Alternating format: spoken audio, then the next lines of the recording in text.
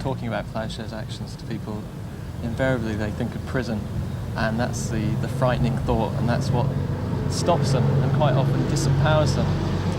And I think it's really important to get over that it's a disarmament process which is not just about disarming nuclear weapons and military machines, but it's about disarming our own fears. Our action was the first Ploughshares action to take place in Britain, but in the worldwide Ploughshares community it was about the 40th. It's part of the Ploughshares movement, which is a movement that began in the States about 10 years ago. And we take our inspiration from the Jewish prophets Isaiah and Micah, who write of beating swords into ploughshares. As we explored the movement years ago, we found out it's a loosely knit movement of pretty ordinary people, and they take their fears and their courage in hand and go and enact disarmament. And it slowly and alarmingly dawned on me that I was just as capable of doing an action like this as anyone else. We entered USAF Upper Hayford base in Oxfordshire on the first day of spring this year, and hammered directly on an F-111E nuclear-capable bomber.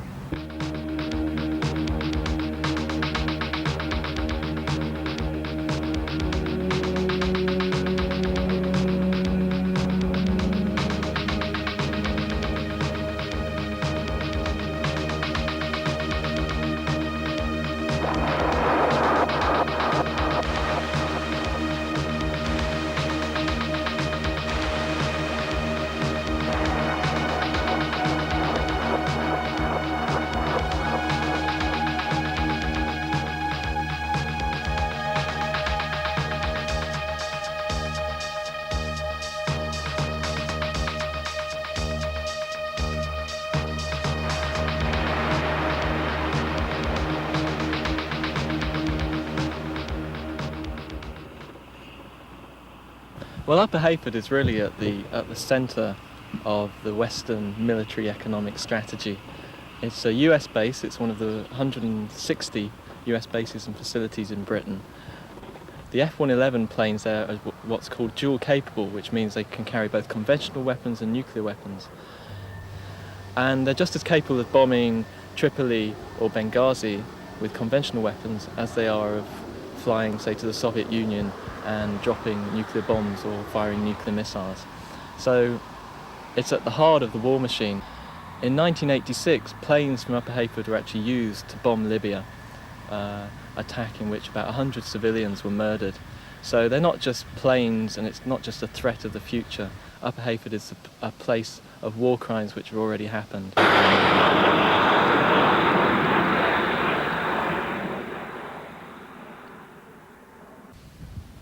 The lead-up was quite a long one. We took about a year preparing this action. I don't know, that's a mixture of caution and cowardice, and I think it was worthwhile caution. So we spent a good year meeting for weekends, for weeks, talking about the action from every angle, from the political angle, from spiritual angle, all sorts of things, until we felt we were ready. The worst consequence would be getting shot. I mean, when you enter these bomb factories and nuclear bases, they're serious, they're guarded, they're authorised to use lethal force, as they call it. So that was one consequence we had to face. The other most obvious one is prison. In the States, people have got up to 18 years in prison for actions like these. We don't expect we'll get that high a sentence here, but we're looking at a few years in prison. One of the advantages of having been around the base already on St. Valentine's Day was that we'd been able to see every inch of the perimeter fence, so we knew exactly where we were going to get in. And Stephen cut through the fence with bolt cutters, and we found ourselves then in a large building compound, the gate of which, further on inside, was very high off the ground, so we could easily slip under that, and we found ourselves in the main base. We approached one hangar which had its doors slightly open.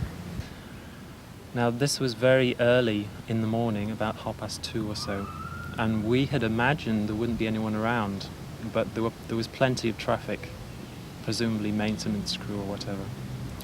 And as we were just about to crawl into the front door, as it were, the huge concrete things, a maintenance vehicle went past us, almost past our noses, into the same hangar. So we had to back off very rapidly. We had to decide at this point whether to go back to the hangar we had been looking at to see if there was something in it, or to go for an F-111 we could see actually on the lit up tarmac in the middle of the runway. And Stephen persuaded me, as it were, that we should go for the one we could see, because that was the easiest target, although perhaps the most nerve-wracking, to have to walk 100 metres or so across the runway.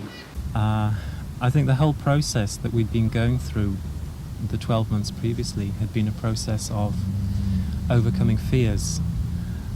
And that process for me was going on right up until that very second. But once we'd started walking towards the plane, I became very centred and just concentrated on the work I had to do, which was to approach the plane and disarm it. When we decided upon the plane, we put on our camouflage wear because we knew the armed guards would be much more likely and willing to shoot people who obviously looked like terrorists than two people who looked like a pair of jokers. So we put on these big white sheets which read Mickey Mouse Club, brackets, peace section, close brackets, and we put on a pair of Mickey Mouse ears. We had done some research and Stephen knew exactly how to get in.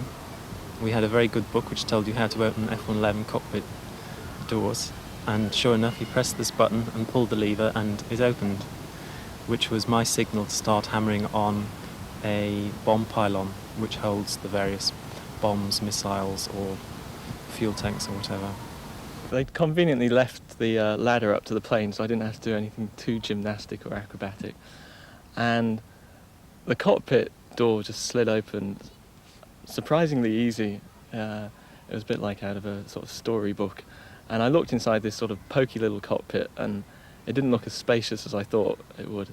And I climbed in, I sat in the navigator's seat, I kind of swallowed, looked at the dials and started hitting. We decided not to wreck the plane but just to symbolically disarm it. So the bits I hit were the bomb sight, which is above the pilot's position. It's kind of glass and that's shattered, and also the radar screen and part of the attack radar scope screen. And after I disarmed several of the dials, Mike came in and he smashed the nuclear weapons control panel. I left various photographs of friends and friends' children just to put a sort of human face towards the victims of war, and left a piece of the Berlin Wall. It was a very sort of appropriate image that some property like Berlin Walls doesn't have any right to exist, just as some property like nuclear weapons doesn't have any right to exist. And we left a ripped up copy of the INF Treaty, Grassroots Disarmament Treaty, and our own personal statements. By which time the American cavalry had surrounded the plane and were asking us to get out. They were armed, as usual, and they led us off, told us to put our arms in the air.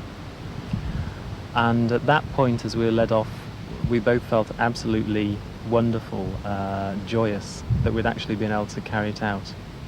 They were actually privileged to have been able to do that. And so we walked away, arms in the air, holding hands and singing, and everyone neath their vine in victory. And it was a wonderful feeling. Acts of non-violent resistance are also acts of great celebration. We were trying to say that the human family is worth looking after.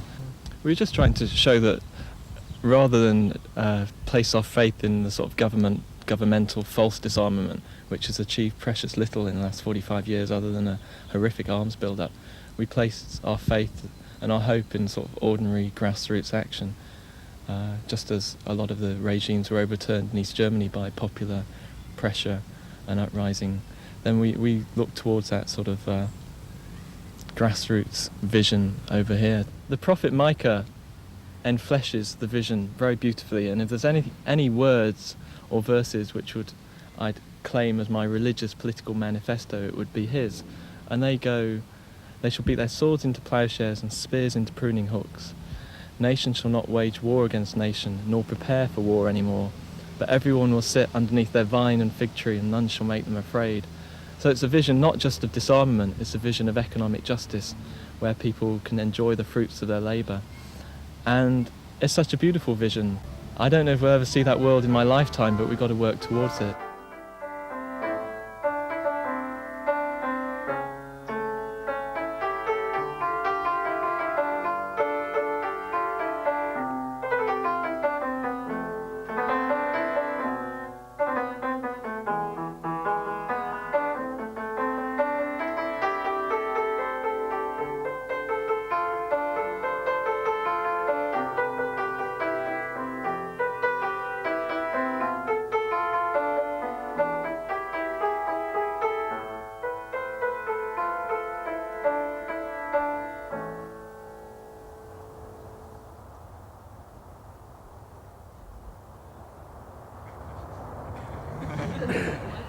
The charge runs that they committed criminal damage without lawful excuse, and the leeway is to argue that they did have legal excuse, that they were preventing, for instance, that they were acting to prevent a crime, a worse crime than that of committed criminal damage, the sort of crime that might be committed by if this F-111 had taken off with nuclear weapons and dropped them. And for those of you who weren't at the entertainments last night, me and Mike would just like to do a brief summary of our defence. It was him. Whatever happens in court over the next couple of days, you know, we may be steamrollered, we may be patronised, we may be sent down for 5 years, we may be acquitted.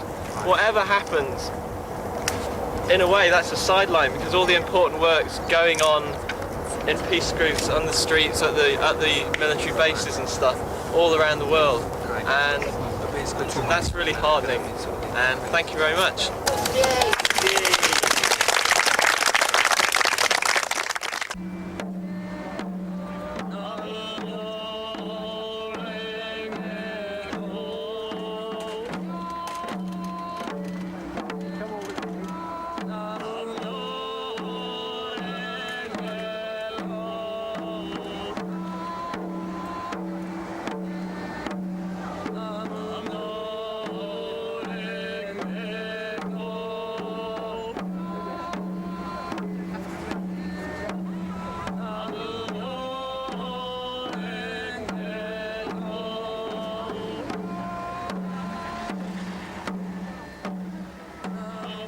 We all have the power to disarm.